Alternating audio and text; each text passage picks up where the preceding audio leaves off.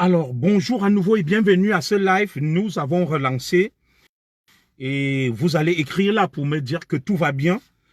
Le direct, comme je vous l'annonçais, je vais aller très vite parce que nous devons vaincre les ténèbres, les forces des ténèbres que nous bousculons via nos directs.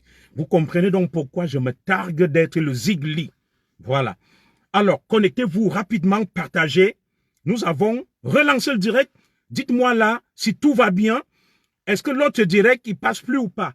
Vous voyez donc, je suis pugnace, corrosif. Vous avez compris pourquoi je me fais appeler le Zigli. Partagez-moi le direct. Bikele, viens ici là. Compte amiral Joseph Fouda Baboke. Ayolo, la première dame. Venez. Venez ici là. Motektouk. Avec tout le respect, on continue. Allez, merci Jackso. Sécurisez le direct. Sécurisez le vite fait. Vous voyez que quand je vous explique des choses, je ne suis pas en train d'affabuler. Mes directs sont du nectar. C'est du nectar. Ça fait trembler les murs de Jéricho. Oui, vous en avez eu la belle preuve. Quand je vous parle, vous dites que non, le Zigli raconte des histoires. L'évangile selon Saint Zigli. Vous allez venir là. Personne ne va fuir. On va venir là. Oui, c'est la suite de notre direct. Les ténèbres, les murs de Jéricho vont bouger ici là. Je suis un Zigli, l'enfant terrible de Kalan Minkoul. Voilà. Allez encore actionner le logiciel Pegasus pour saboter, contrôler en direct. Pourquoi vous avez peur? Vous avez peur de quoi? Allez, venez là. Venez là. On ne vous lâche pas. Vous avez donc compris, je vous ai dit dans mon propos introductif que ils ont acheté un logiciel qui leur permet de saboter tout ce qui peut être en leur défaveur et contre-productif. Mettez des cœurs là, écrivez le Zigli est un Zigli.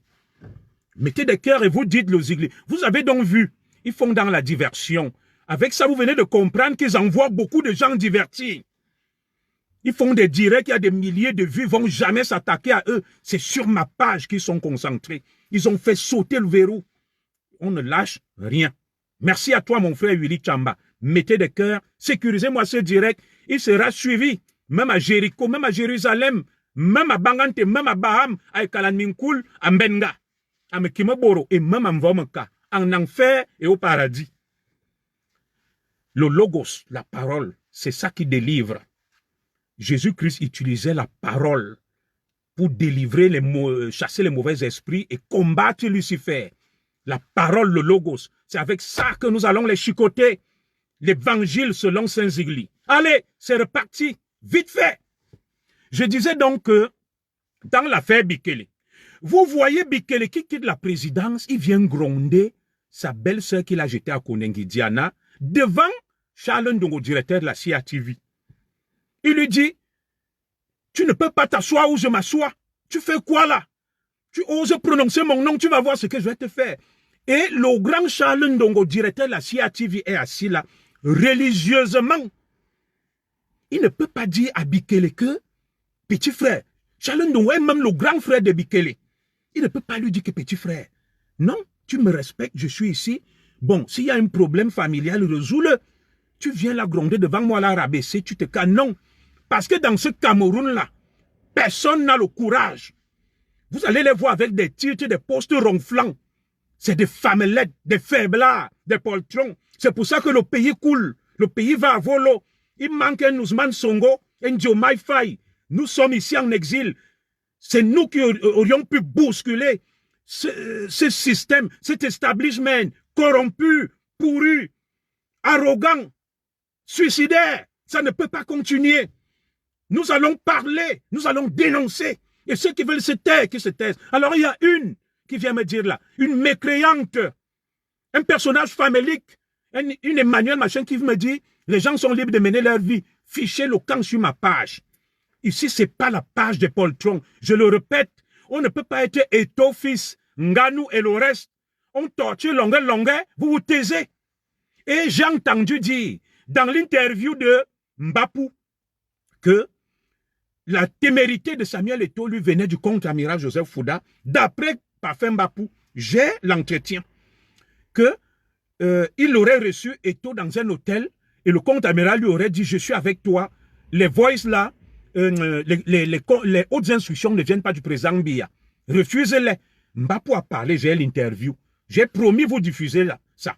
Donc, et celui qui pense que c'est faux, il vient vers moi, il apporte un droit de réponse. Je lui mets l'interview de Parfait Mbapou. Voilà. Donc, comme je vous disais, dans l'entourage du président Paul Biya, tu ne vas entendre que des scandales des proches collaborateurs du président Biya. Mais ils sont toujours arrogants, méprisants, convaincus qu'ils sont des descendants de Sokoto, qu'après eux, il n'y a personne. Et moi, je me pose donc une question que le président Biya, qui est un patriarche, hein, Benoît Yeke, la première dame qui est là, elle entend que Bikele martyrise et tyrannise sa belle famille, jette sa belle-mère dehors, met sa belle-sœur à Kondengi.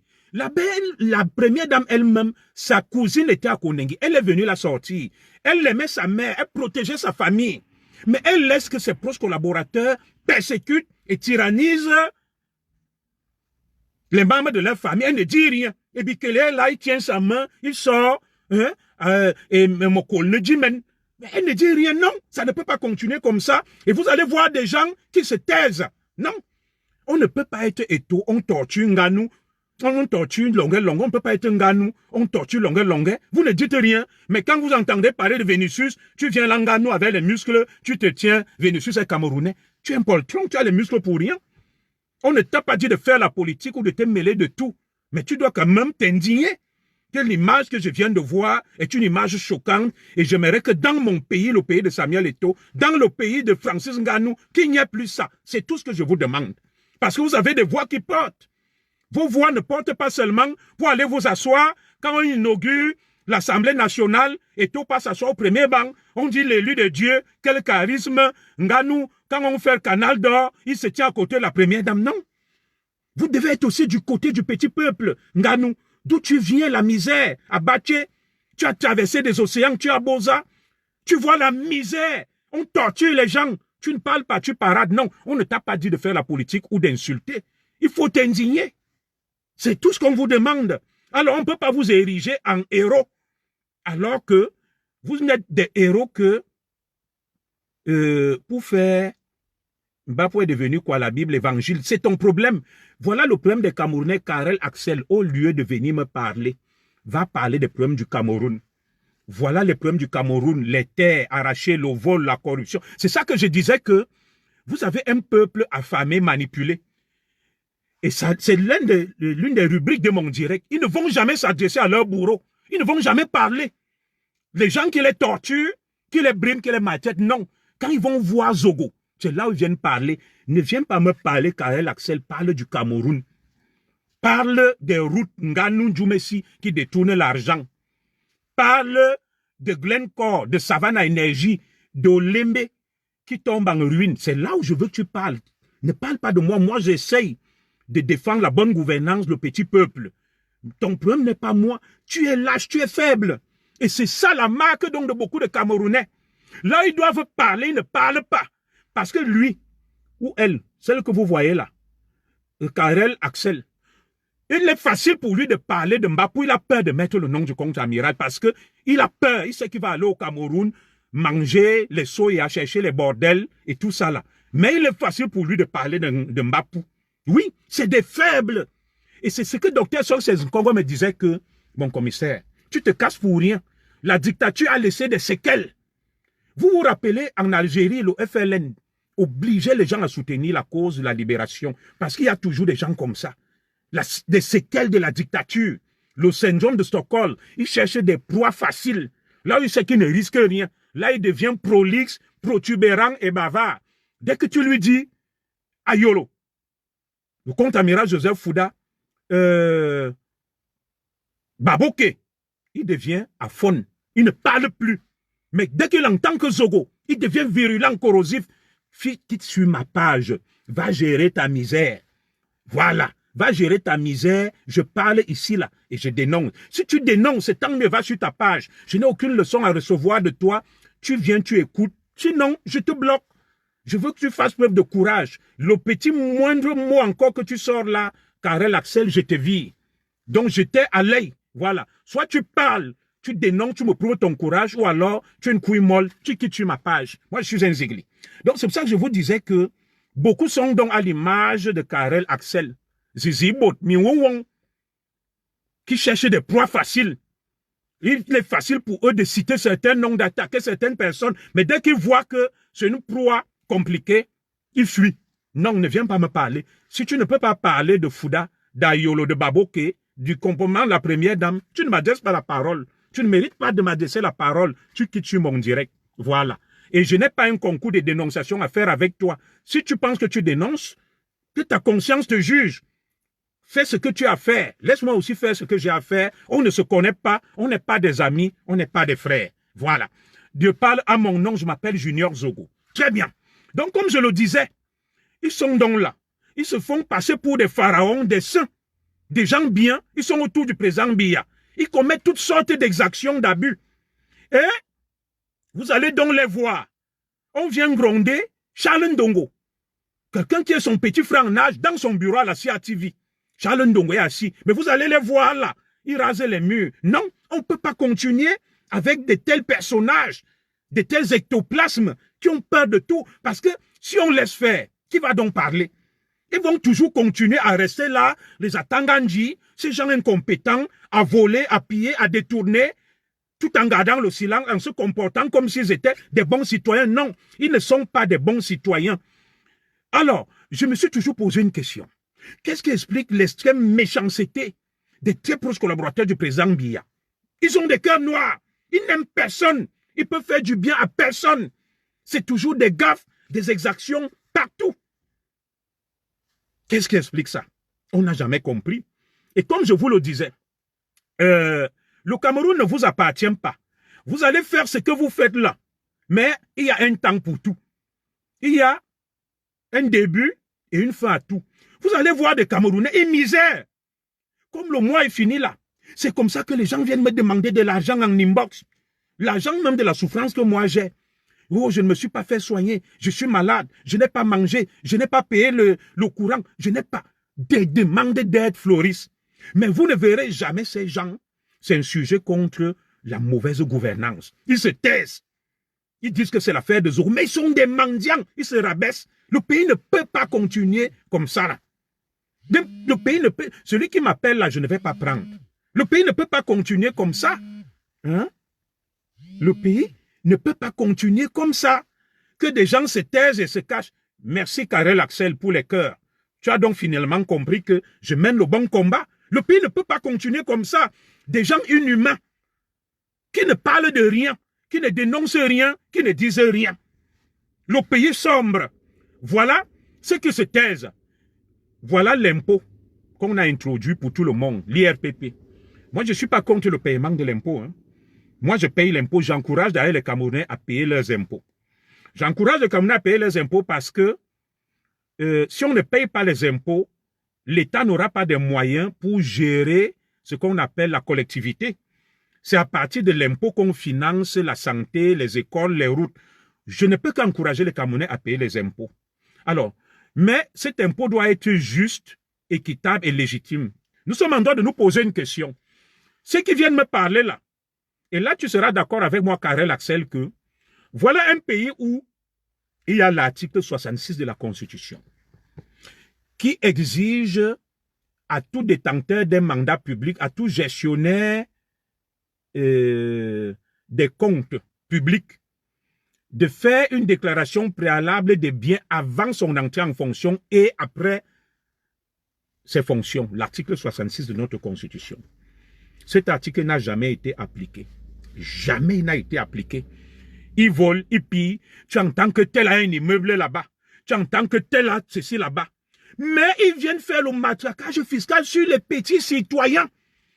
Lui, Paul Motazé, dont j'entends le nom partout, que une fois Londali, une fois Beli Bonmoul, une fois Bona. C'est lui qui vient, il dit, l'IRPP, si vous ne déclarez pas avant telle date, vous aurez des pénalités, vous aurez ceci. Les pauvres petits Camerounais. Cela me rappelle ma tendre enfance. Je voyais des papas, des oncles, qui vivaient dans la brousse. On appelait ça le toya. Ils n'avaient pas payé leurs impôts. C'était l'impôt pour tout le monde. J'étais tout petit, soyez Joe. Je crois qu'il fallait payer même les 4 000, les 5 000. Les gens vivaient en brousse. Quand vous pensez, Ousmane Sonko l'a dit que si tu ne fais pas la politique, des médiocres vont faire la politique. Ils vont prendre des décisions médiocres et ces décisions médiocres, tu vas les subir. Quand nous parlons, vous êtes là, oh, c'est monté, oh, la fête, oh, le vent, oh, ceci. Aujourd'hui, vous pleurez. Ils vont aller vous spolier, vous sucer. L'IRPP, l'impôt sur le revenu des personnes physiques. Tout le monde doit faire sa déclaration des impôts. Ça ne pose aucun problème. Et ils vont vous traquer. Quelqu'un va faire qui marche dans la route, les sauveteurs là, l'avenue Kennedy, on lui dit, viens me montrer ta déclaration de revenus. Ça va redevenir comme avant, où les gens vivaient en brousse et dans la forêt. Alors, mon discours, il faut bien le nuancer et le comprendre. Je ne suis pas contre le paiement de l'impôt, mais j'estime que s'il faut payer les impôts, tout le monde doit payer. Vous voyez ici en France, on va faire tomber Michel Barnier aujourd'hui, notre Premier ministre, parce qu'on estime que le budget qu'il a mis en place est un budget qui protège les pauvres, qui protège les riches et les grosses fortunes et spolie les pauvres. Aujourd'hui, le nouveau Front populaire et Marine Le Pen vont le faire tomber. Ils vont voter une motion de censure. Alors, voilà un pays, le Cameroun. Les gens ne peuvent pas se faire soigner. Il n'y a pas de sécurité sociale. Il n'y a pas de logement, il n'y a pas de route. Tu entends que Nganou Djoumessi est là. La route Yaoundé-Douala, ça fait 10 ans qu'il est sur ce chantier et chaque année, il goudronne 10 km. Cette route a déjà avalé des milliards. Personne n'en parle. Vous êtes là, vous entendez que Baboké est en train de prendre des terres. Il va ouvrir des stations-service. Oh, c'est monté ou c'est descendu. Mais quand il faut parler, vous venez vous adresser à moi. Vous adressez à moi pourquoi? Moi, je ne vous dois rien. Vous allez voir des gens qui viennent dire que Zogo, tu étais corrompu. On t'a enlevé de la police.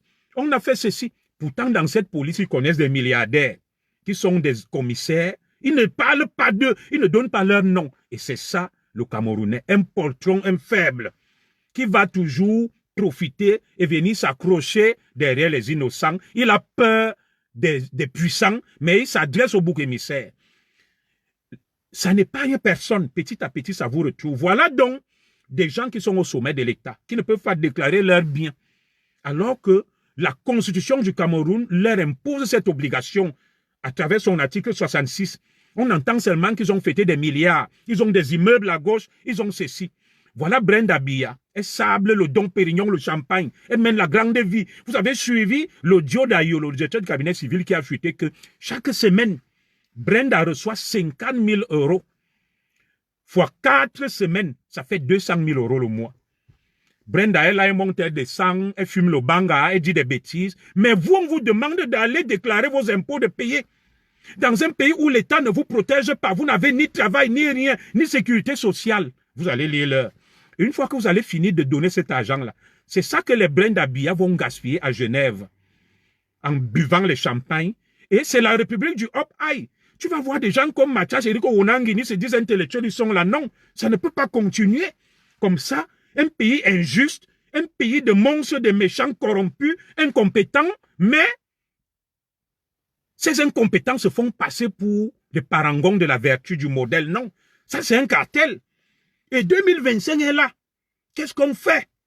2025 est là. Nous allons continuer à aller danser, à remettre ces gens au pouvoir. Ils ont leurs enfants ici. Tu entends que, oh, voilà le fils de Ngongo, voilà le neveu de Ngongo.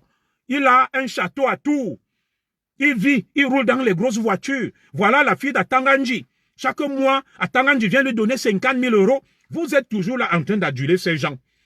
Tu vas entendre que, oh, voilà Bikele, sa maîtresse, il a conçu telle maison, il a fait ceci. Mais vous, on vous demande de payer les impôts. Ils prennent ces impôts, ils partent construire des maisons à leur maîtresse, à leur njomba. Ils mangent, ils boivent. Ils vous persécutent, mais vous payez les impôts. J'attends de voir la déclaration de revenus de Brenda Biya. Oui, quand on voit son train de vie, elle ne travaille pas, elle ne fout rien. Mais vous, on vous demande de payer.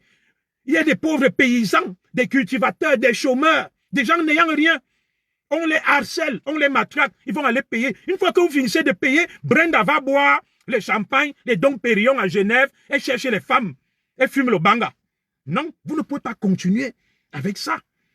Vous êtes des faibles et des lâches. Vous voyez la classe politique du Cameroun. Regardez le Sénégal. président de la République, Diomaye Faye, il a moins de 40 ans. Ousmane Sonko, moins de 50 ans. Le nouveau président de l'Assemblée nationale, moins de 40 ans. Vous allez au Cameroun, vous voyez Niat Kroulang, Kava Yege Kroulang. Vous êtes toujours là. Vos députés que vous avez, aucun ne défend la cause du peuple, aucun ne parle. Mais vous les adulez. Non, ça ne peut pas continuer. Moi, je me pose donc des questions. Le président Biya, il a mis en place ce système chronophage corrompu, mortifère, constitué de gens arrogants, incompétents, voleurs, mais qui sont suicidaires et méprisants, qui se croient des descendants de Sokoto. Qu'est-ce qu'on fait? De l'autre côté, Maurice Kamto, on pensait qu'il pouvait faire quelque chose. Il a un discours de tribalisme. Il divise. 2025 arrive. On ne voit pas un Ousmane Sonko. On ne voit pas un Diomaye Faye. J'ai regardé un peu Maître Akeremouna. Je dis, bon, qu'est-ce qu'on fait de celui-ci? Mais je vois, il y a des salves contre lui. Des gens de Maurice Kamto l'insultent. Bon, qu'est-ce que nous faisons donc? Comment on fait? On reste avec ce système où on paye les impôts, Brenda Biya boit le champagne. On reste avec ce système où ceux qui sont autour du président Biya commettent toutes sortes d'abus. Étant ses proches collaborateurs, commettent toutes sortes de dérives, briment les gens, les mettent en prison. Tu parles, on te tue. On va reconduire ce système-là, peuple camerounais. Qu'est-ce qu'on fait? Aucune main tendue à ceux qui sont en exil pour l'apaisement, pour la transition, pour pacifier le Cameroun. Qu'est-ce qu'on fait? On continue comme ça? Nous sommes en décembre 2024. L'élection présidentielle aura lieu au Cameroun en octobre 2025. On continue avec cette élite corrompue. Des petits fonctionnaires qui sont à l'image des hauts dignitaires. Chacun a instauré sa république. Le douanier raquette des usagers à la douane. L'inspecteur des impôts raquette les contribuables dans des guichets des impôts. L'inspecteur du trésor raquette les usagers au niveau du trésor. Chacun a instauré sa république. Le policier est là, il raquette les gendarmes, les militaires ont des budgets, des salaires colossaux, les juges sont corrompus. Le pays est pourri, gâté. Des gens qui sont des fonctionnaires, ils vivent en Europe, ils touchent les salaires. Ils travaillent ici. Le pays est foutu, il n'y a personne pour remettre de l'ordre. Oui, dès que tu parles, ils te disent que je suis général, je suis colonel, je suis commissaire divisionnaire, je suis directeur, je suis ministre. Ils servent à quoi? Le pays coule, le pays sombre. Et nous allons continuer comme ça en 2025. Et vous pensez que nous, on va continuer à croiser les bras. Et comme Junior Zoro va encore se lever et dire que ça suffit, vous allez dire Junior Zoro a la haine, Junior Zoro est aigri. Non, nous ne pouvons pas continuer éternellement à regarder ces gens et à croiser les bras. On ne peut pas continuer comme ça. Vous avez vu ma déclaration en 2018. Ça ne peut pas continuer. Le plus fort n'est jamais assez fort pour être toujours le plus fort. Vous avez vu là, en Syrie, les rebelles, on les a chassés, persécutés, ils ont replié. Aujourd'hui, ils ont repris à l'Épifonce. Vous voulez que ce soit ça au Cameroun? Lorsque nous serons dans la désespérance, lorsque nous allons nous rendre compte qu'il n'y a plus aucune issue pour nous, toute voie qui va s'ouvrir à nous, on va s'engouffrer dans la brèche. Parce qu'il n'y a pas plus Camerounais que l'autre. Vous êtes là-bas, vous faites le hop-aïe, vous volez, vous pillez, vous vous taisez. Vous avez des titres ronflants. Le peuple souffre. Non. 2025, on fait comment? Maurice Kamto a échoué. Les gens ne veulent plus le suivre. On dit qu'il est le candidat des frères du village. Paul Biya est vieux. Il est aussi soutenu par les frères du village. Alignons-nous au moins derrière Akeremouna. Alignons-nous derrière Akeremouna qui n'a jamais eu un poste. Je suis tenté de soutenir Maître Akeremouna. Je cherche même son numéro, son contact, et Maître Akeremouna à l'opposition. On ne mène pas un combat en dormant ce soir, en réunissant ses amis. J'ai un problème avec Maître Akeremouna, c'est que il a été investi par le parti univers du grand frère Nkumvondo. Ça ne me pose aucun problème. Mais lorsqu'on regarde le positionnement de Nkumvondo, le professeur Nkumvondo ne peut pas pratiquer le nomadisme politique. Il met toujours son parti à la disposition des autres. L'année dernière, il y a quelques années, c'était Cabral. Aujourd'hui, c'est Akeremouna. Demain, ça sera qui? Frank Biya. Mais il lui faut quand même un parti politique. J'ai dit ceci. Il faut créer une dynamique pour 2025, Maître Akeremouna. Je suis prêt à te soutenir. D'ailleurs, en 2018, lorsque je me suis engagé dans la lutte aux côtés du professeur Kamto, mon candidat était Maître Akeremouna. Parce que j'avais émis des réserves sur Kamto. Et le grand frère qui m'avait amené dans ça, je vais citer son nom, Rémi Ngono, m'a dit non, nous nous battons là pour Akere Mouna. La lutte que vous m'aviez vu mener en 2018, c'était pour Akere Mouna. Alors, Akere Mouna est anglophone. Il a l'expérience. Il a fait ce qu'il a pu. À défaut d'avoir le prophète qu'on veut, le sauveur qu'on veut. Est-ce qu'il n'est pas temps qu'une dynamique Akere Mouna se crée? Alors, j'invite donc Maître Akere Mouna. Moi, le Zigli, Maître Akere Mouna, je suis prêt à te soutenir pour 2025 et ma modeste voix peut porter. Alors, rassemble les Camerounais, rassure-nous, fais la tournée des 10 provinces, Maître Akere Mouna. Viens dans la diaspora, réunis les ténors et crée une dynamique, mettons en place un projet de société à la Diomaye Faye, à la Ousmane Sonko, et on envoie ces gens à la retraite sans rancune. Le président Biya va se reposer en Vomaka avec sa femme et les sanctions qui sont autour de lui vont dans leur village. Il est temps que le Cameroun ait un nouveau leadership. Il est temps que tout ce cirque s'arrête. On ne peut pas continuer comme ça. Avec 2025 qui arrive, on est divisé. Il n'y a aucune dynamique. Aucune dynamique. Les gens pleurent, les gens misèrent. L'entourage du président Biya est chronophage, corrompu, machiavélique, suicidaire. Ils ne sont pas prêts à lâcher du lest. Voilà le conflit anglophone. Depuis 2016, on m'a retracé l'historique de ce conflit-là. Le conflit anglophone a déjà fait près de 30 000 morts du côté anglophone et plus de 5 000 morts du côté des autorités administratives, des militaires et policiers. J'ai des camarades qui m'appellent. J'ai travaillé avec Abamenda. Beaucoup sont morts. Je ne savais même pas qu'ils sont morts dans ce conflit. Des commissaires. Le sang coule. Des familles sont éprouvées. Près de 800 000 anglophones ont été déplacés à cause de la guerre à l'extérieur du Cameroun et près de 600 000 à l'intérieur du Cameroun. Donc, ça fait un ratio de près de 1 500 000 déplacés de guerre. 50 000 morts. 50 000 morts, l'équivalent des troupes russes en Ukraine. Les morts des troupes russes en Ukraine, 50 000 morts. Même la bataille de Verdun n'a pas fait 50 000 morts. Le conflit anglophone a déjà fait au bas mot 50 000 morts. Peuple camerounais, est-ce que nous allons continuer comme ça? En 2025, allez dire Ayoub Ayoub. Je n'ai rien après le président Paul Biya. Je n'ai rien après lui, mais le constat est clair. Le président Paul Biya a échoué. Le président Paul Biya voulait bien faire. Il a introduit une idéologie pour le libéralisme communautaire. Mais très vite, il a été débordé. Très vite, il a été débordé. Et le système que lui a légué Amadou Ahidjo, qui était quand même un système autoritariste, mais respectueux de la bonne gouvernance, tout le monde est devenu pilleur et voleur. Le Cameroun est en train de sombrer. Et ce Cameroun-là est balkanisé, dirigé par des roitelets autour du président Paul Biya. Des roitelets autour du président Paul Biya. Allons-nous continuer comme ça? Des scandales fusent. Ils ne rendent jamais compte sur leurs actes. On torture des Camerounais. Ils sont autour du président Biya. Ils le mettent dans une bulle. Ils mettent le président Biya dans une bulle. Et moi, je vais adresser ce message. Ceux qui viennent me dire, tu es bipolaire. Tu as changé. Non. Ma ligne est claire. J'ai toujours été pour le changement. Avant 2000, jusqu'en 2018, j'étais pour le changement par tous les moyens. Après 2018, j'ai dit non. Quand j'ai vu ce qui se passait, j'ai opté pour un changement apaisé et pacifique. Alors, ceux qui viennent me dire, tu changes d'avis. Non, en 2018, nous nous battons. C'est ma femme qui me dit que tu n'as pas à te justifier.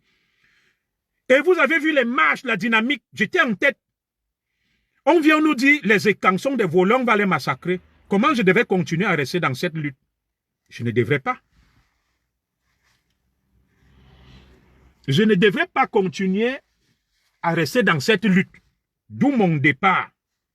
Alors, j'essaie donc d'aller avec les autres pour dire on peut changer de l'intérieur. Je me rends compte que à l'intérieur, c'est des mecs hyper arrogants, corrompus, zélés, imbus d'eux-mêmes et suicidaires. Donc, ça ne peut pas continuer comme ça. Les petits Camerounais meurent. Mais eux, ils sont évacués. On évacue la femme de Bikele-Ici, elle se fait traiter à l'hôpital Henri Debré. Elle paye. On lui a même volé de l'argent à l'hôpital. Parce qu'elle avait tellement de l'argent. Ces gens sont bêtes. On m'a dit que à l'hôpital Bernard Debré.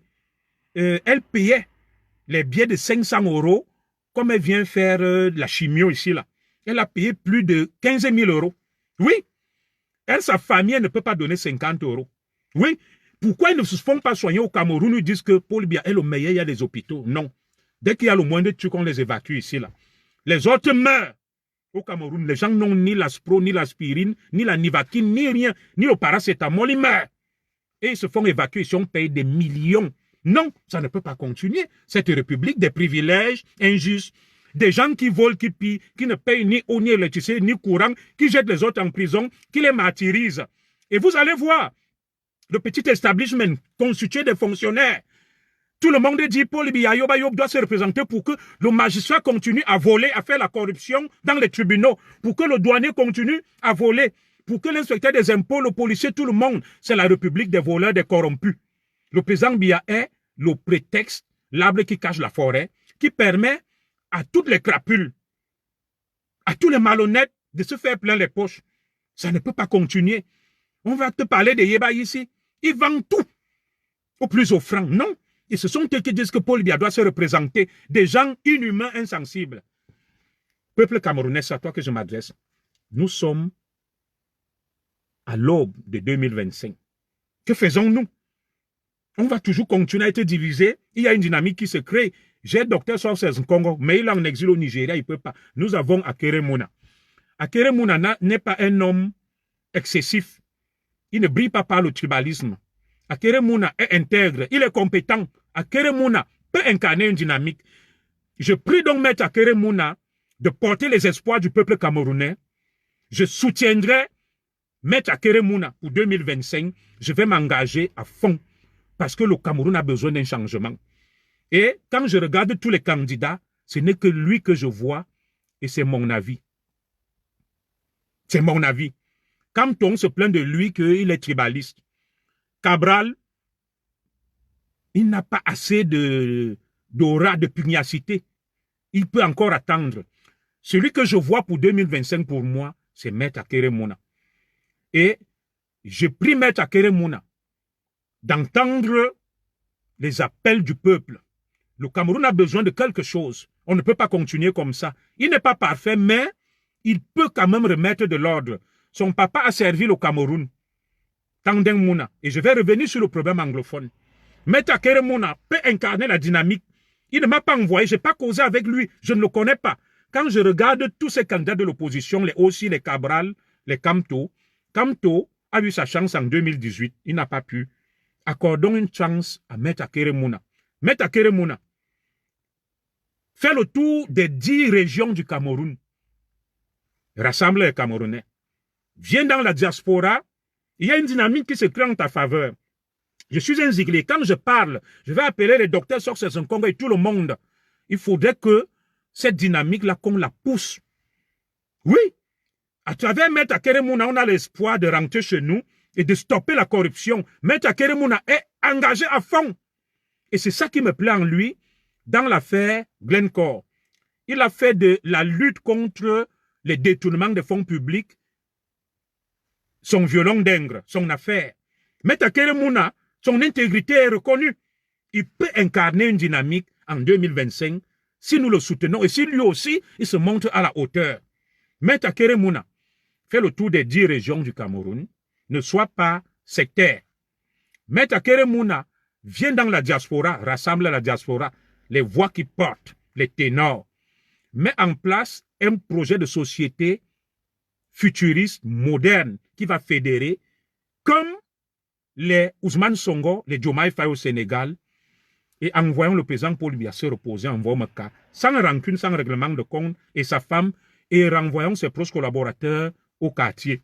Pour que le Cameroun ait un nouveau leadership, où on ne va pas entendre que tel proche collaborateur du président Biya est impliqué dans une histoire de braquage de véhicules au Togo, tel proche collaborateur du président Biya est impliqué dans une histoire de trafic d'influence, d'extorsion de fonds à des fins de nomination.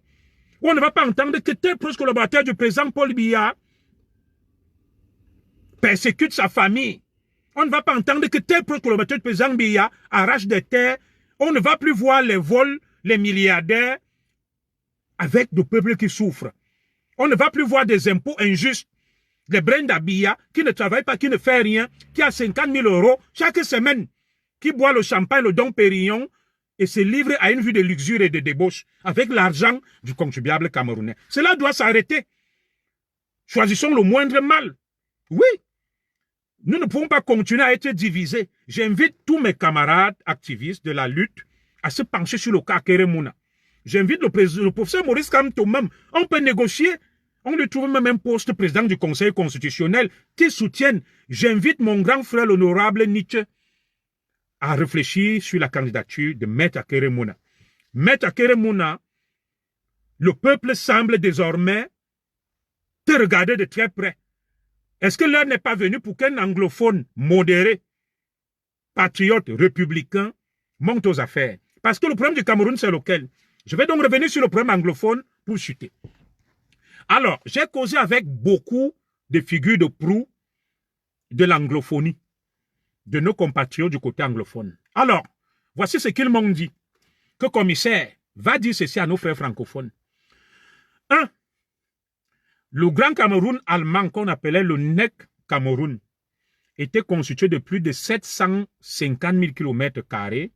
Il s'étendait jusqu'aux confins de la Guinée équatoriale, de la République centrafricaine actuelle, du Congo, Brazzaville actuelle, même jusqu'à Sao Tomé, et une partie du Gabon actuel, et une partie du Nigeria.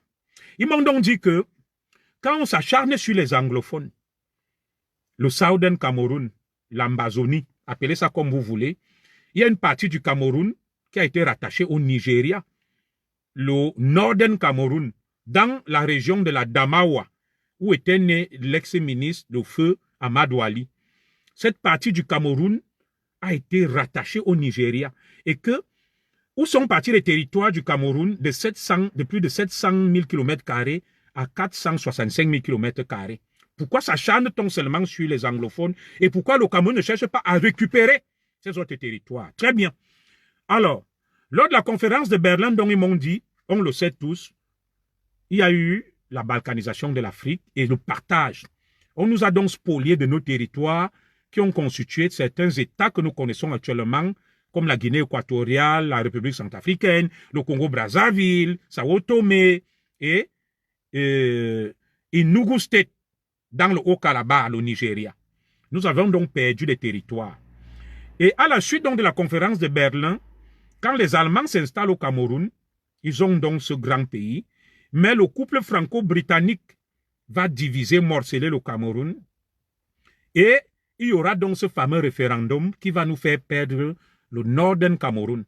Le Southern Cameroun va être rattaché à l'état de Nougou, dans le Haut-Kalaba.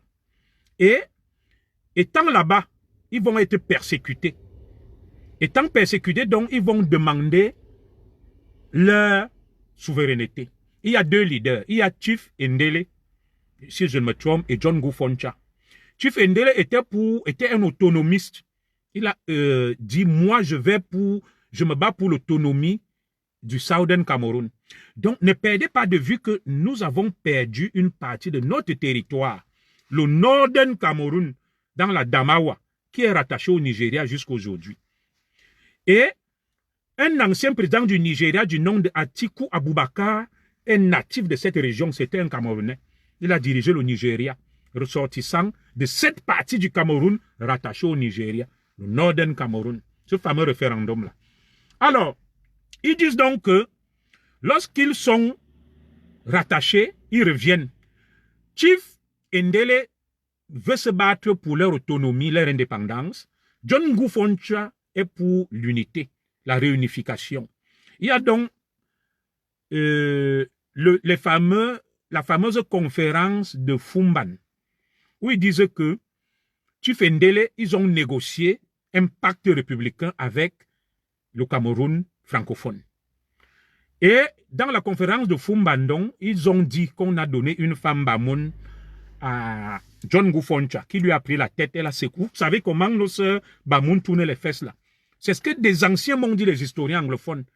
Et qu'il n'a pas, on lui a dit non, One Cameroun, nous on est la même chose, la femme secoue la fesse à gauche, à droite. John Gouffon Tchapé, à son âme, a été embobiné, emballé par cette femme. Il a signé beaucoup de choses. Il n'a pas été assez ferme. C'est comme ça qu'ils se sont ralliés au Cameroun en 1961 sous la version de République fédérale du Cameroun. Il y avait donc un deal. Le deal était lequel? Le président doit être un francophone, le vice-président un anglophone. Et que si le président, après son mandat, s'il quitte le pouvoir, il faut qu'un anglophone accède au pouvoir. Voilà le problème anglophone, ils m'ont dit. Et qu'ils ont été trahis dans ce pacte républicain. D'abord, les accords de Fumban n'ont pas été respectés parce qu'ils se sont mis avec le Cameroun pour qu'il y ait 2 étoiles sur le drapeau, pas une seule étoile, et qu'il y ait toujours la police des anglophones. Je vais vous expliquer quelque chose qu'ils m'ont dit et qu'ils m'ont révélé. Ils ont ramené leur police du Nougou, du Nigeria. Voilà. Ils ont dit, la police doit toujours être la nôtre. Sur le drapeau, 2 étoiles, 2 États. Et nous avons notre premier ministre qui va toujours gérer les problèmes des anglophones. Et le premier ministre du Cameroun qui va gérer les problèmes de l'autre. Et le président qui est le président national. Alors, les anglophones disent donc que en 1972, le président Amadou Ahidjo, vous connaissez cette histoire, va rompre ce pacte républicain. Il va organiser le fameux référendum de 1972 et va passer au forcé à la République unie du Cameroun et va mettre fin à la République fédérale du Cameroun, telle que négociée à Fumban en 1961. On va donc retirer l'étoile qui incarnait les 2 États, on va laisser une seule étoile, et on va passer de la République fédérale du Cameroun à la République unie du Cameroun, le RUC. Donc on va revenir à l'époque avant 1961, donc 1960, les indépendances.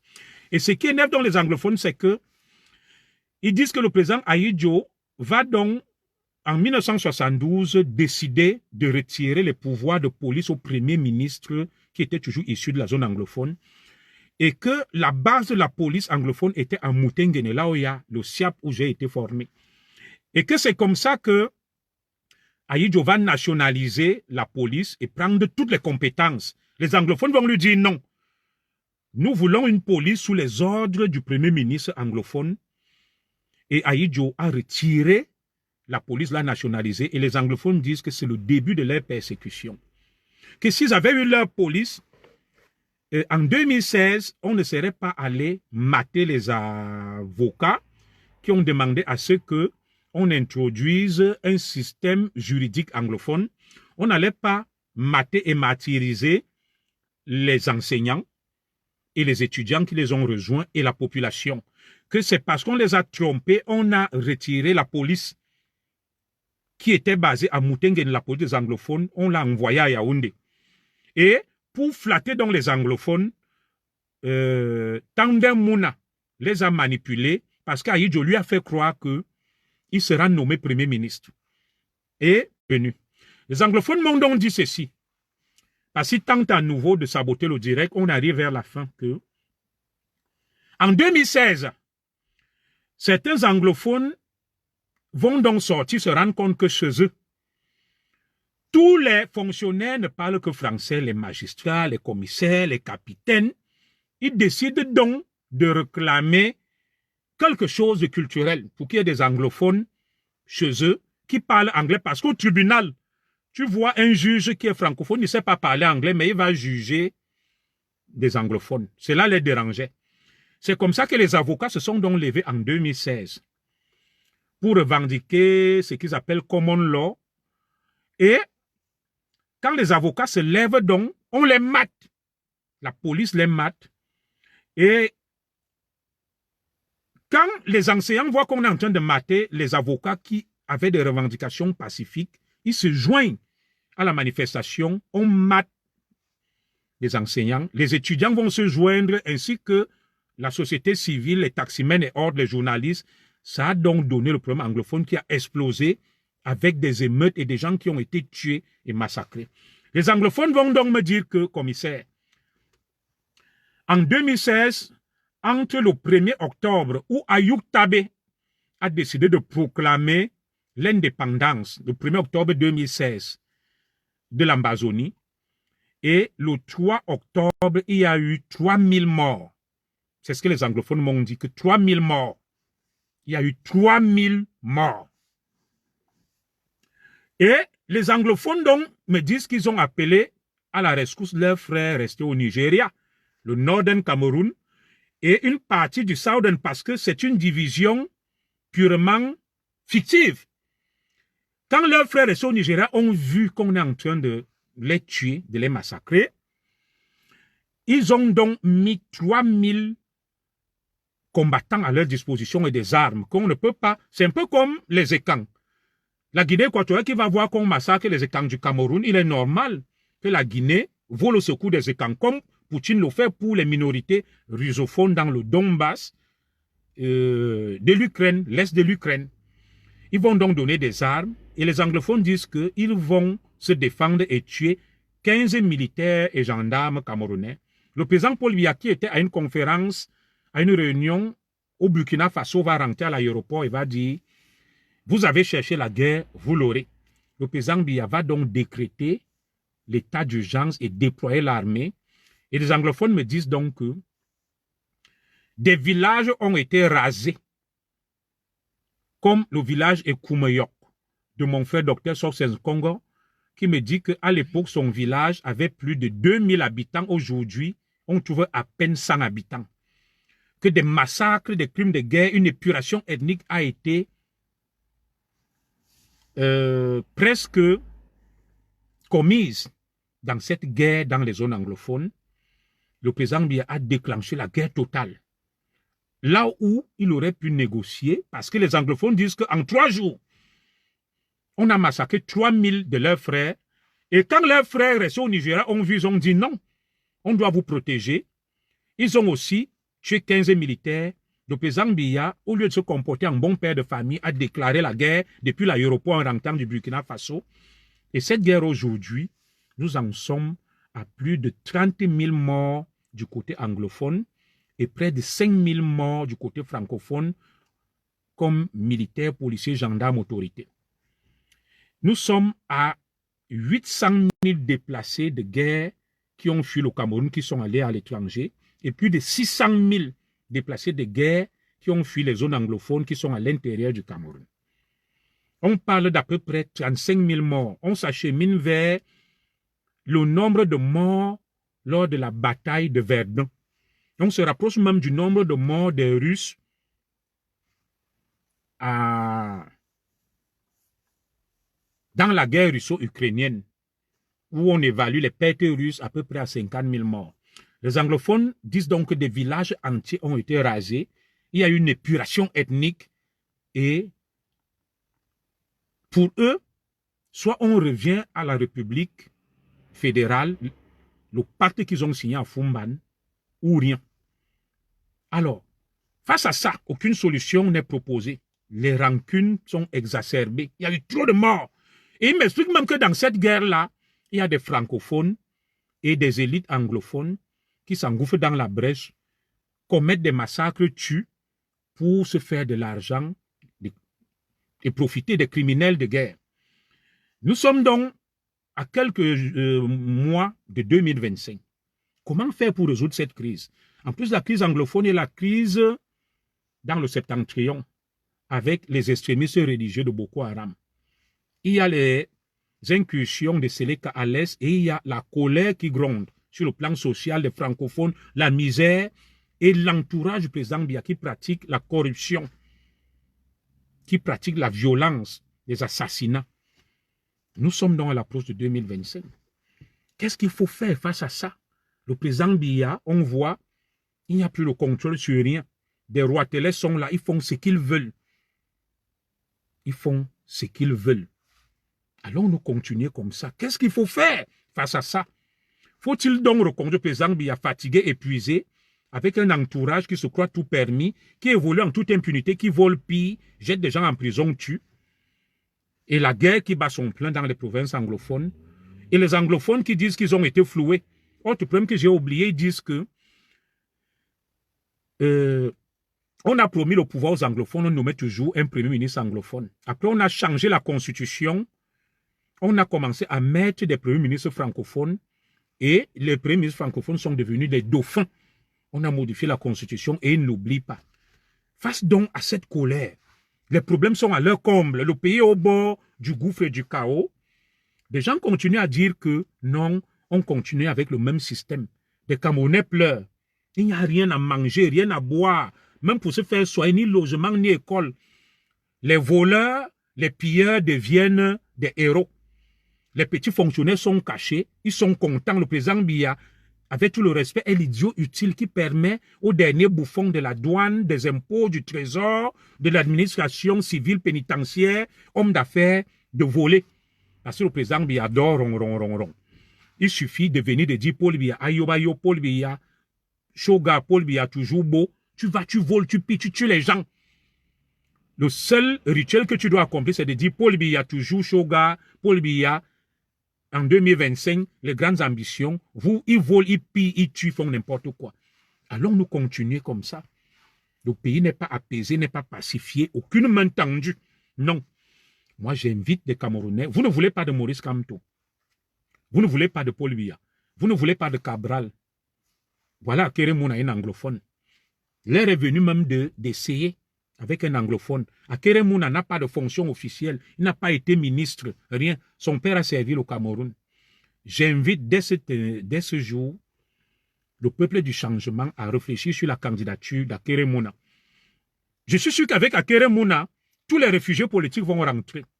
Tous les voleurs vont perdre le sommeil. C'est qui pille le Cameroun. Il y aura un vent nouveau qui va souffler. Même si il ne fait pas le miracle, il y a un vent de changement qui va souffler. Pour moi, je vois c'est le seul qui peut susciter une dynamique, qui peut rassembler et fédérer. Je n'ai pas dit que le professeur Maurice Kamto ne peut pas. Il a essayé en 2018, mais on lui prête un discours tribal, de division. Est-ce qu'il n'est pas temps de bien réfléchir sur Akeremouna, de le soutenir et de l'encourager à mettre en place une dynamique, à mettre en place une coalition et un programme de société futuriste à la Ousmane Sonko et Diomaye Faye, où il va penser aux pauvres, aux logements sociaux, à la refondation du Cameroun, à la renaissance du Cameroun. J'y réfléchis sérieusement. La candidature de Maître Akeremouna, bâtonnier Akeremouna, m'intéresse. Je la suis, je la scrute, je la regarde de près. Et c'est le moindre mal. Je ne pense pas qu'avec Akeremouna, des Camerounais auront encore peur d'aller au Cameroun. Je ne pense pas qu'avec Akeremouna, des gens comme les Bikele vont continuer à se comporter comme ils se comportent. Il ne peut même plus être directeur du protocole d'État. Les Babou qui ne peut plus être directeur du cabinet civil. Il y aura une nouvelle génération, une nouvelle dynamique. C'est à vous que je m'adresse. Allons-nous continuer dans la division et laisser les Bikele et les Baboke, les Ayolo et le reste, les contre-amiral Fouda et Paul Biya lui-même et sa femme et les Brenda Biya faire ce qu'ils font là? Je n'ai pas dit qu'on tue quelqu'un. Je n'ai pas dit qu'on mène la guerre. J'ai dit qu'on mène un combat politique, que la coalition Now d'Akeremouna renvoie ces gens au village en retraite. Je pense qu'en 2025, sauf changement de dernière minute, je soutiendrai Maître Akeremouna. Je soutiendrai la coalition mise sur pied par Akeremouna. Et j'invite tous ceux qui me font confiance, tous ceux qui me suivent, tous ceux qui me soutiennent à travers le monde, de réfléchir et de voir dans quelle mesure nous pouvons donner la force à Maître Akeremouna pour prendre les rênes du pays en 2025. C'est le seul que je vois qui a la poigne, qui fédère, qui rassemble, qui ne clive pas et qui peut véritablement inquiéter le système. J'invite donc, dès cet instant, Maître Akeremouna à entendre l'appel du peuple, à rassembler, à prendre à tâche avec toutes les forces qui comptent pour qu'il se crée une dynamique d'un Cameroun sans règlement de compte, sans pillage, où on n'a pas peur de parler, on n'a pas peur de rentrer au Cameroun. Akeremouna président en 2025, en décembre, Si l'élection a lieu en octobre 2025 et que Maître Akérémouna est président, en novembre 2025, je rentre au Cameroun. En novembre 2025, j'assisterai à l'investiture d'Akérémouna. Je suis sûr que les Nganang, les Remingono, les Nouma, tout le monde rentrera. Même si on revient, on viendra au Cameroun pour apporter notre contribution. Le Cameroun entre les mains du président Biya, je n'ai rien après lui. Les collaborateurs du président Biya sont dangereux, ils sont mauvais, ils sont suicidaires. Si une créature du président Biya reprend le pouvoir en 2025, il n'y aura pas d'apaisement. Le Cameroun sera toujours dans une situation compliquée. Il y aura beaucoup de tensions et des risques même d'instabilité. Pour moi, celui qui peut incarner la stabilité, le changement, la renaissance, la refondation du Cameroun pour 2025, sauf erreur d'appréciation de ma part, c'est Maître Akérémouna. Dès cet instant, je scruterai de près tout ce que fait Maître Akérémouna. Je suis prêt à rejoindre ses équipes, son staff, pour mettre en place une dynamique qui chassera du pouvoir en 2025 les Bikele. Le contre-amiral Joseph Fouda, je n'ai rien après le contre-amiral, les Babo Kele Ayolo, la première dame elle-même et le président Biya. Je dis les chasser du pouvoir, je n'ai pas dit les tuer ou les mettre en prison, les envoyer au quartier pour que un nouveau leadership se mette en place et que le président Biya et ses collaborateurs voient ce qu'on appelle le changement, le développement. Voilà mon point de vue. Et je multiplierai donc des sorties pour vendre le projet d'Akérémouna. Je vais me joindre à ces équipes, comme je l'ai fait en 2018, mais sans violence, sans excès, sans haine. Le combat sera purement politique. Je soutiendrai, sauf changement et déception des dernières minutes, Maître Akérémouna à la prochaine élection présidentielle de 2025. Je vous invite à y réfléchir. Je ne vous force pas la main. Je vous donnerai des éléments susceptibles de vous convaincre de vous engager dans la dynamique now d'Akérémouna. Pour moi, c'est le seul qui peut porter le changement. C'est le seul qui peut faire bouger les lignes. Et accordons-lui sa chance en 2025. S'il a la force, s'il a le rapport de force derrière lui, je ne vois pas en quoi est-ce que, avec Maître Akérémouna, Kalibri ne pourra pas aller au Cameroun, Paul Tchouta, Bozu Bertol, moi, ou qui que ce soit, ou Nganang, je ne vois pas pourquoi est-ce que Bikele va continuer à rester directeur du protocole d'État, le contre-amiral Joseph Fouda, conseiller spécial du président, Ayolo, directeur du cabinet civil, Baboke, directeur adjoint, et Brenda continuer à vivre avec l'argent du contribuable, à faire des bêtises. Il faut que tout ça cesse. Je n'imagine pas le Cameroun avec Akérémouna qui ne va quand même pas entamer un train de réforme en faveur des plus défavorisés, des plus pauvres, des plus démunis. Maître Akérémouna, je suis prêt à me mettre à ton service. Comme je m'étais engagé pour Kamto, j'ai été déçu. Je suis prêt, je le redis ici avec emphase, à me mettre au service d'Akérémouna. Parce que pour moi, je pense que c'est lui. Maître Akérémouna, on a toujours dit, nous voyons un Camerounais, la prophétie de Oumniobé, avec un pain attaché, venant de telle région, parlant plusieurs langues, diriger le Cameroun. Je suis en train de voir Akérémouna créer quelque chose, et avec Akérémouna, même le président Biya ne risque rien. Parce que le président Biya lui-même risque gros si ces créatures prennent le pouvoir. Mais avec Akérémouna, ni la première dame, ni Brenda, ni Paul Biya, ni Bikele ne risquent rien. On va juste les envoyer au quartier. Ou alors, s'ils ont encore l'âge de travailler, ils retournent dans leurs administrations. Bikele ira au Minerex. Comme diplomate, il va travailler. À Yolo, je ne sais pas quel est son métier, pareil. Les Baboke, il ira prêcher dans son village et ouvrir les églises. Et le contre-amiral Joseph Fouda va retourner servir la marine. Le Cameroun en a besoin. Voilà. Il faut une nouvelle dynamique, un nouveau leadership, une nouvelle génération qui va mettre fin à toute cette gabégie, à toute cette corruption, à tous ces pillages, à toute cette impunité. Je suis prêt à suivre Maître Akérémouna. Je vous invite à réfléchir, à suivre le Zigli. Sur ce, que Dieu bénisse le Cameroun, que Dieu bénisse le peuple camerounais et que Dieu guide nos esprits pour pouvoir mettre en avant un leader incarnant le changement tel à Keremouna et que les mains de nos ancêtres l'accompagnent, qu'il reste un homme sobre, intègre, républicain, patriote, rassembleur. Nous fondons nos espoirs sur Maître Keremouna pour rentrer au Cameroun. Parce que les autres là, ils sont inhumains, ils sont sarcastiques, ils sont suicidaires, ils sont méprisants, ils sont arrogants. Il n'y a pas de lieu d'espoir avec les créatures du président Biya. Le président Biya lui-même n'a rien fait parce que ces créatures l'enferment dans une tour d'ivoire. Pas d'apaisement. Le grand dialogue national a été un écran de fumée. Le grand dialogue national a été instrumentalisé. Nous ne sommes pas écoutés, personne n'est écouté. Ceux qui sont écoutés, c'est l'entourage chronophage, les proches collaborateurs du président Biya, les prévaricateurs, les corrompus, les incompétents. Oui, même la haute administration est gangrénée, chacun est là.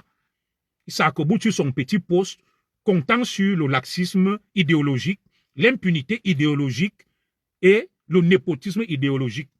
Dès lors que les dérives deviennent une idéologie, dès lors que l'incompétence devient une idéologie, ça devient dangereux, il faut stopper tout ça. Donc, mes chers compatriotes, voilà l'essentiel de mon message ce matin. Je passerai dans l'émission de Mishcom Events ce dimanche comme consultant et l'invité sera Dr Sopsesson Congo. Nous reviendrons de long en large sur ces problématiques et sur ces questions.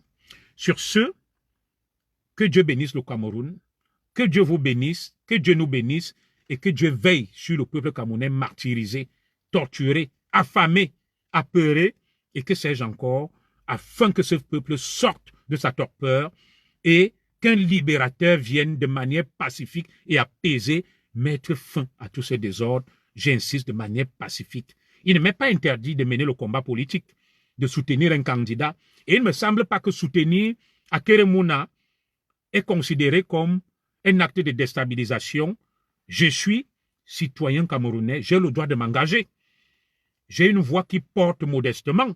Alors, va-t-on me faire un procès que, commissaire, pourquoi tu soutiens Akeremouna? C'est de mon droit. J'estime que pour moi, il incarne une certaine dynamique, une certaine volonté de changement. Il y a un climat de confiance qui semble souffler autour d'Akeremouna. Est-ce qu'il ne serait pas l'homme idéal pour faire bouger les lignes et remettre le Cameroun sur les rails? Moi, je le pense humblement. Et toi, qu'est-ce que tu en penses? Allons-nous continuer à rester comme ça, à ne rien faire, à maintenir des inhumains d'une cruauté mortifère aux affaires, des gens insensibles, méprisants. Nos enfants meurent dans l'océan, les femmes meurent pour accouchement, aucune aide sociale, rien n'est mis en place, aucune solidarité. Il y a une poignée de Camerounais qui profitent, et cette poignée de Camerounais se croit au-dessus des autres. Elle a tous les privilèges. Les autres meurent, sont en prison, et nous devons toujours aller les supplier, faire des atalakou. Non, ça ne peut pas continuer. Il est temps que ces gens qui ont ce genre de réflexe-là rentrent au quartier. Voilà l'impôt, IRPP. Tout le monde va payer paysans, chômeurs, clochards. Et on va commencer maintenant à torturer les Camerounais, à les interpeller. Pendant ce temps, ceux qui volent, qui gagnent beaucoup, ne respectent pas même la loi. Le ministre Paul Motaze ne dit pas que je donne 48 heures, selon l'article 66 de la Constitution, à tous les détenteurs d'un mandat électif, tout gestionnaire des finances publiques, pour venir déclarer ses biens. Non. Le ministre Paul Motaze va s'acharner sur les pauvres, sur les malheureux. Il va se protéger lui-même. Il va protéger ses comparses, ses amis, ses compagnons. On ne peut pas continuer comme ça. J'appelle à un changement dans la paix, dans le calme, pour que tout le monde rentre et que le Cameroun connaisse enfin la compétence. Tu es compétent, on te nomme patron des services secrets, délégué à la sûreté, ministre, directeur de ceci. Tu n'es pas compétent, on t'enlève avec une obligation de résultat. On ne peut pas continuer comme ça où les gens, on ne sait pas trop par quels moyens. Je salue mon grand frère Prosper Zozoli qui est là. Ils ont été parachutés aux affaires. On entend seulement qu'il est ceci, des postes ronflants. Qu'est-ce qui les a amenés là? Est-ce qu'on peut nous expliquer les contours de leur promotion et de leur ascension sociale? Non. Pourquoi sont-ils là? Alors, si ces gens sont là pour des raisons occultes et nébuleuses, pourquoi vous voulez qu'ils soient des gens humbles, travailleurs, soucieux de l'obligation des résultats? Non. Ils savent ils sont là pour autre chose. D'où leur arrogance, d'où leur mépris, d'où leur inhumanité, d'où leur méchanceté. Alors, nous allons donc reconduire de tels gens en 2025 pour 7 ans, pour qu'ils continuent à persécuter les Camerounais, à s'offrir des privilèges, à se faire évacuer en Europe, pendant que d'autres meurent, d'autres souffrent, d'autres n'ont rien. Non. Non. Mieux on essaye quelqu'un d'autre. Quitte à ce qu'il nous faut aussi qu'il y ait quand même un changement. Des gens qui sont nés comme moi n'ont vu qu'une seule tête, le président Biya. Je n'ai rien après lui, il est très beau, il est charismatique, il est intelligent, mais il faut bien qu'on puisse voir aussi une autre tête. Qu'on puisse aussi voir une autre première dame, un autre directeur du protocole d'État, qu'on puisse voir un autre conseiller spécial du président, qu'on puisse voir un autre directeur du cabinet civil, qu'on puisse voir un autre directeur adjoint du cabinet civil, qu'on puisse voir un autre délégué à la sûreté, un autre ministre de l'administration territoriale, qu'on puisse voir d'autres élites, d'autres dirigeants, une nouvelle tête à la direction des impôts, des douanes, qu'on voit même aussi d'autres fonctionnaires, pas toujours les mêmes, qui ne disent rien, qui cautionnent la torture, qui sont complices des détournements, des assassinats, des meurtres. Tu es un enquêteur, tu es un commissaire, un capitaine, chargé de protéger le peuple. Bikele vient, il te dit emprisonne ma belle-sœur, emprisonne ma mère, tu l'exécutes. Non, de ce genre de république-là, nous n'en voulons plus. Il faut mettre fin à ça. Il faut qu'on ait des gens, parce qu'en France où je vis, ce n'est pas possible. Tu lui dis, Excellence, avec tout le respect que je te dois, nous allons mener l'enquête, nous allons voir ce qu'elle a fait, et si elle est coupable, on va la condamner. Si c'est toi, tu vas perdre le procès. La République du trafic d'influence, la République des abus d'autorité, des folies de grandeur, des détournements. Vous volez, vous pillez, vous ne payez ni eau, ni électricité, ni impôts. Ce sont ceux qui n'ont rien qui doivent payer. Et ils vous payent cet argent pour aller entretenir vos maîtresses, pour vivre, pour donner à Brenda Biya, pour gaspiller. Des paresseux dorment au palais, sont dans la famille présidentielle et dans le reste. Ils ne foutent rien, ils mangent, ils boivent, ils ont des millions, ils gagnent des marchés, ils pillent. Donc vous voulez qu'on reconduise ces gens en 2025 pour 7 ans? Non, jusqu'en 2032, non. On ne peut pas. On ne peut pas. Ça veut dire que le pire va arriver. Et pour éviter le pire, mettons-nous tous derrière. Maître Akérémouna, le bâtonnier, un homme compétent qui aime le Cameroun, un patriote, un républicain, et qu'on avance. Je mettrai toutes mes forces pour porter la candidature et la dynamique à Kérémona. Oui. Et j'attends son arrivée ici, en Occident, en Europe. J'assisterai à tous ces meetings. Et s'il me tend la main, je ne refuserai pas son offre. Je me joins donc à la coalition à Kérémona Now pour faire bouger les lignes. Nous ne voulons plus de l'impunité idéologique, du laxisme idéologique, de la corruption idéologique, du vol idéologique.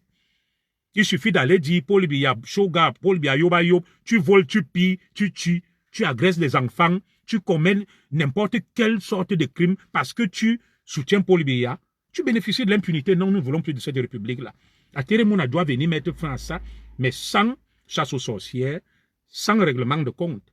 Ceux qui ont commis des crimes, ceux contre qui il va peser des accusations graves, concordantes avec des preuves qui rendent compte de leur forfait.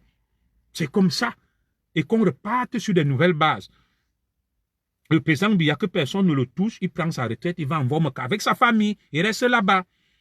Non, vous ne pouvez pas continuer à utiliser le président Biya qui ne tient plus debout, qui ne peut plus rien faire. Vous êtes là, vous manipulez le pays. Vous nous faites croire que c'est le président Biya. Il doit se représenter en 2025 pour continuer à voler, à piller. Je me désolidarise. J'ai soutenu le président Paul Biya en 2018 à cause du tribalisme et de la haine des extrémistes bamileke.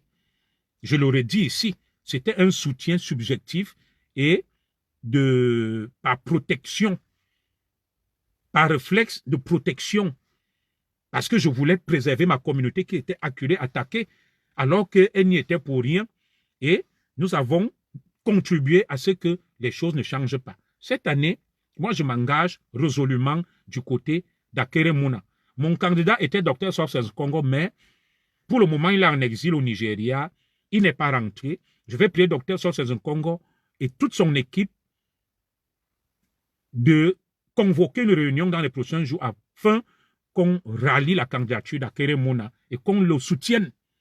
C'est le seul espoir pour nous de mettre fin à cette impunité, à cette gabégie, à ces pillages, à ces crimes, à tout ce qu'on observe aujourd'hui. Le pays est ridicule, au bord du chaos et du gouffre. Même pour que la guerre, le conflit anglophone s'arrête. Imaginez à quel moment on a au pouvoir.